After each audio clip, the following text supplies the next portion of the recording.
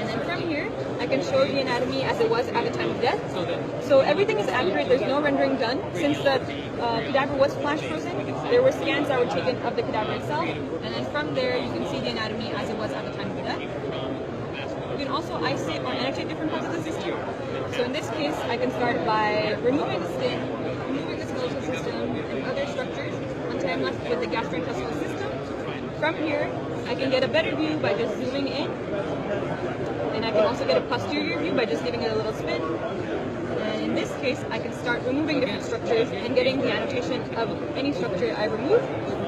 And I have this undo button where I can bring everything back up. This is amazing.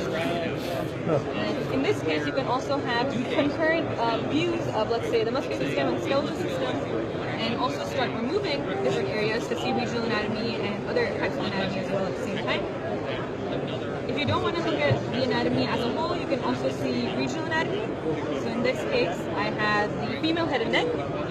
To mimic something that you'd find in surgery, you can also do natural cuts. So in this case, I have an incision made, and you can also see the relationship between the skin, the fat, and other structures. And as I showed earlier, you can go ahead and also remove structures here and press this undo button. And what's interesting is these are actually the scans that were done from the cadaver. So everything you see here is what we saw at 0.6 to 0.8 millimeter thickness. And so each time I turn around, slide through these sections, I can see where you guys and you're not just limited to the head and neck, you also have areas like the brain, larger areas like the thorax and the abdomen, all the way down to the leg and foot. And what's most interesting to me is you can load in your own patient's CT or MRI scans, and from there you can get a 3D model of what you're seeing. So here we have a post-operative scan of a patient with a brain aneurysm, and this is the actual CT that was provided. You can go ahead and slide through the CT and see exactly where the clips were placed as well. So if I go down here, it'll show where it is. And same functionality as before.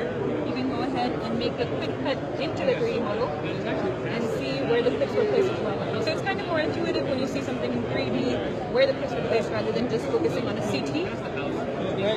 And you can also add in some vasculature if needed. And you can also bring it back down. There's other ways where you can utilize this where I bring in transparent, soft, and hard tissue. And so in this case, you still see where the clips were placed.